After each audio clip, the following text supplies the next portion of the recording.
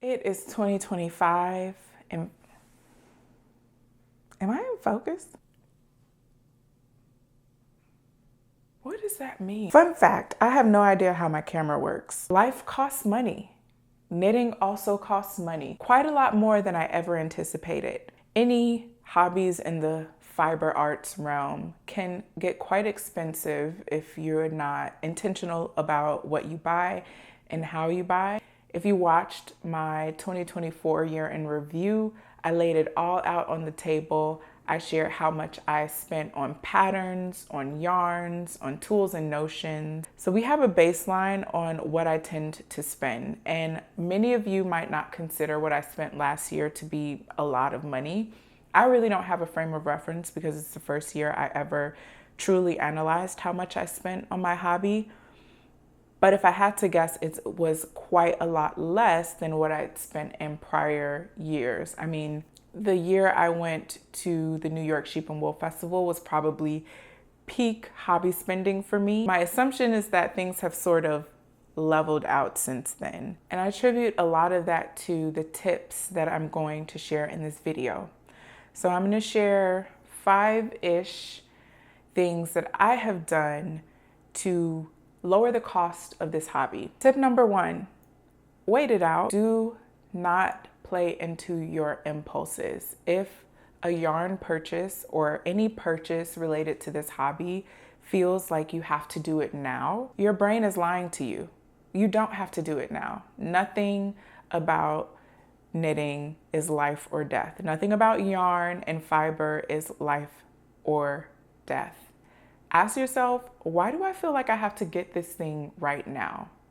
And I think a lot of you who like hand-dyed yarn and have dyers that you follow closely and you love shopping their shop updates, you might be acutely aware of this feeling. I've often kind of resented the whole shop update frenzy that a lot of yarn dyers drum up. Granted, I don't buy a lot of hand-dyed yarn as I wear something knit and hand-dyed. By the way, this is the Skyline Tee by Tori Yu. And I used some hand-dyed sock yarn that I didn't know what else to do with. Pros and cons about this. Maybe I'll talk about that at the end of this video. They dye whatever yarn that they want to sell. They drum up some social media anticipation around it. They do the shop updates, and the die-hard supporters of that dyer are chomping at the bit. They've already picked out what colorways they want. They already picked out what bases they want. And they are scrambling on their website, adding to cart, fighting against the other people who are also doing the same thing and hoping that they can get their hands on what they want. It drums up the same emotion that I get when I think about Black Friday sales and people pushing each other over, kind of scrambling to get their hands on a television. It's like, what are we really doing here? And is it that serious? I am not trying to make it seem like I don't think yarn dyers should do shop updates that way. I just think that it has some negative repercussions that people don't really talk about. I don't see people talking about it often. In my experience, in those moments where you feel like I have to get this thing now, there's not going to be another chance, I'm going to miss out. Those are the moments that I experience the most buyer's remorse. Days, weeks, or months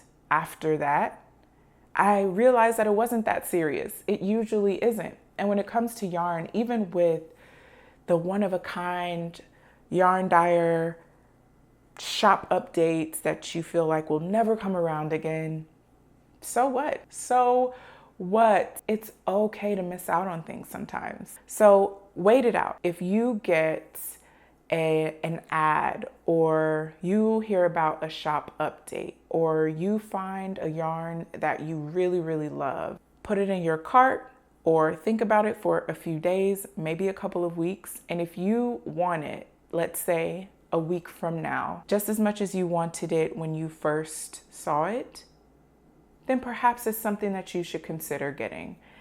But if it is out of sight, out of mind a week later, then you will know that that's something that you shouldn't have acted on in the moment. I think There's a lot to be said for delayed gratification. We live in an era of instant gratification. There are not many things that we have to wait for.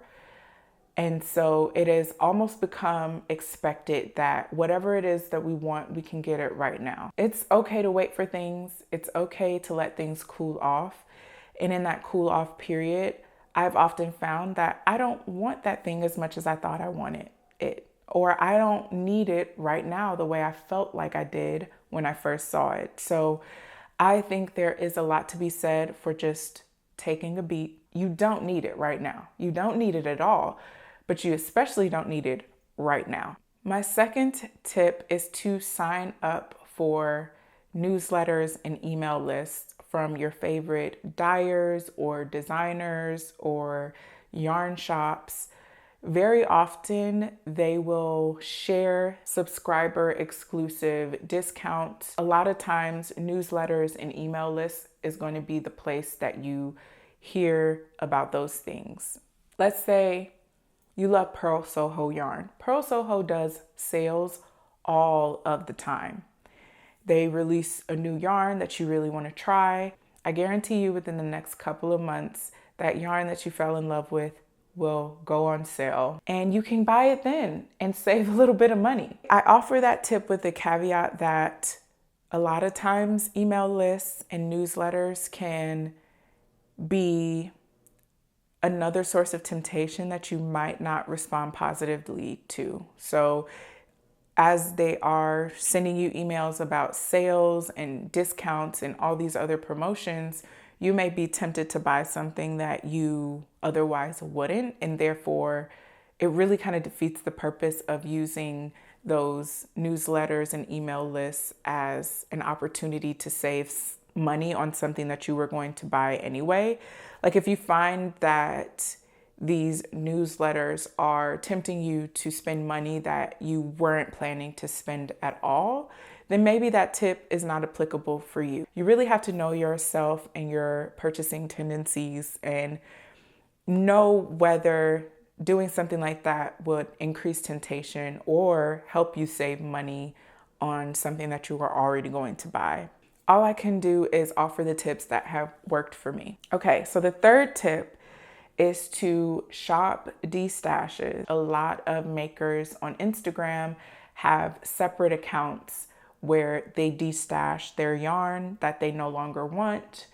A lot of makers will do destashes in their stories on Instagram. I know for a fact there are several Facebook groups focused on destashing yarn. There's also Facebook Marketplace where you might happen upon some pre-owned yarn that you could get at a pretty steep discount. I also have to highlight this grain of salt that comes with this piece of advice is that, you know, if you are browsing destash forums and you're finding yourself buying things that you weren't necessarily intending to buy, then obviously that is not going to save money. But if you find something that you were looking for and planned to buy anyway, and you happen to find it on a destash and have the opportunity to save a substantial amount of money on it, then I think that is a great way to go about it. The fourth tip I'll share is ignoring the held double yarn suggestions. The fingering weight wool held with mohair, it has the knitting community in a collective chokehold. If you're a new knitter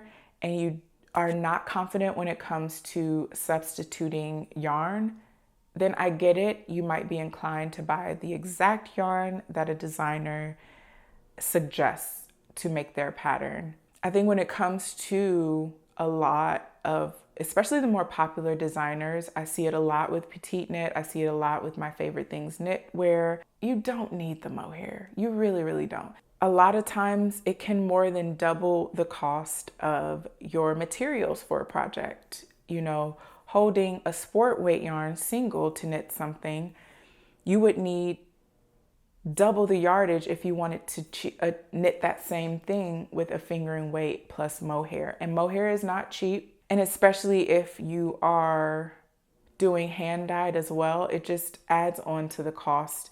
And personally, I think unnecessarily. So before you by default say, oh, I need a mohair to go with this yarn. Maybe consider not.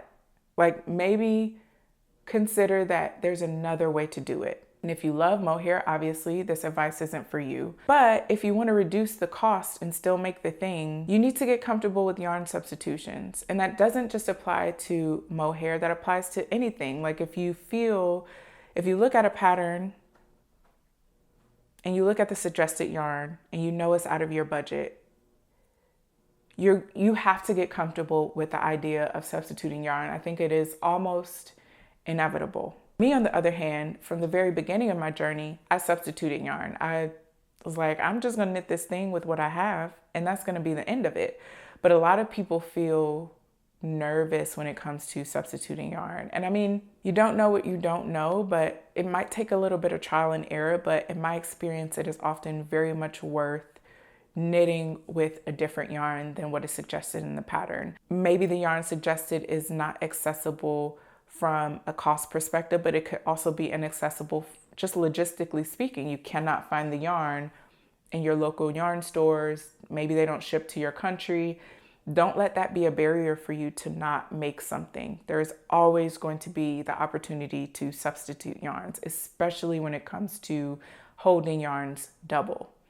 Don't fall for the trap. And my fifth tip is going to be an interesting one and maybe not applicable to maybe more beginner knitters or less confident knitters, but pattern hack, self-draft. How many stockinette, top-down raglan sweaters out there? How many stockinette V-neck drop shoulders are out there? I feel like every time I sneeze, a designer releases something in that category, a basic sweater. The market is absolutely overrun with the basics. I think it's the Salty Sweater by Kadri. It is a top-down DK weight drop shoulder pattern.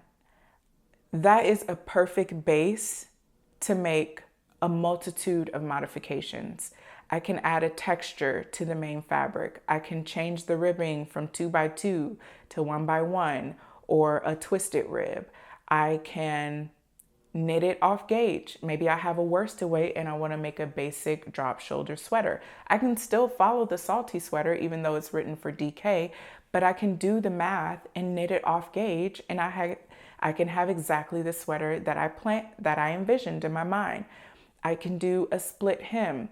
I can do I-cord edging instead of the ribbing. I can create a colorwork motif. If you fall in love with a pattern, you don't always have to buy it if you want to knit something that evokes whatever it is you fell in love with about that pattern. And I totally understand not wanting to self-draft, not wanting to modify. You just want to buy a pattern, follow it, and turn your brain off and just go into autopilot. I totally understand that.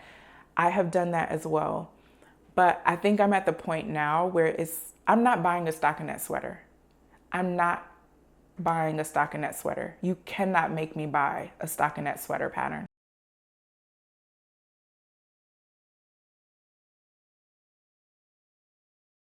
It's beautiful. You did a great job. I'm not buying it. I'm not buying it. I have all of the tools in my toolbox personally to make that if I wanted to.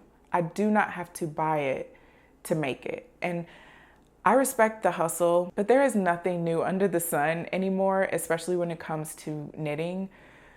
And I recently did a video where I went through my Ravelry pattern library and I individually called out all of the patterns that I purchased and I didn't knit.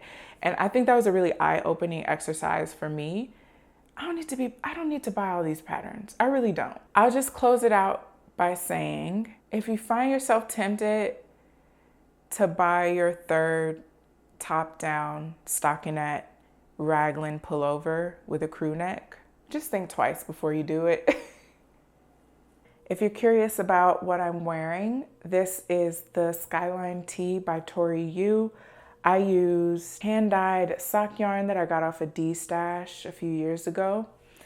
It is a tonal yarn in a pretty blue color. I'm warming up to it. I have my gripes with this There are 3 things that I would have done differently. Thing number 1, I would have used a different yarn. The hand dyed is just not for me. Perhaps I would have been happier with the outcome if I alternated skeins, but I'm not alternating skeins. I'm just not doing it. So therefore, I am not the candidate for hand dyed yarn. So this is how it turned out without alternating skeins. And I'll let you see the back. It's too cropped. Most of my jeans don't even come as high as these pants do. So it makes it challenging to wear. Also, the color with blue jeans, which is primarily what I wear, it's just not it. Like I would have to wear it with like some white pants, limits the types of things I could wear with because it's blue and I do have a lot of jeans. I would add bust darts. So you see how it comes up just a tad bit there? I've never knit bust darts before, but the more garments I knit, the more I'm starting to understand why they're a thing and that I should probably consider making them or adding them to the garments that I make for myself. Yeah, there are a number of knits that I have that they would just fit that much better if I considered adding bust darts. So I'm gonna hit up Mia of Knit and Grace to help me on this journey because I'm scared. It's very comfortable though, and I think I will wear this more around the house because it's very cozy, comfy. So you might consider it a fail, but I learned some valuable lessons. So for that reason, it was totally worth making. And I do want to make another version of this pattern, like I said, in a different yarn, longer, bust darts, etc. Hopefully I can edit this chaos to be something somewhat cohesive and informative or helpful, or at the very least entertaining. Thank you so much for watching, and I will see you in the next video. Bye.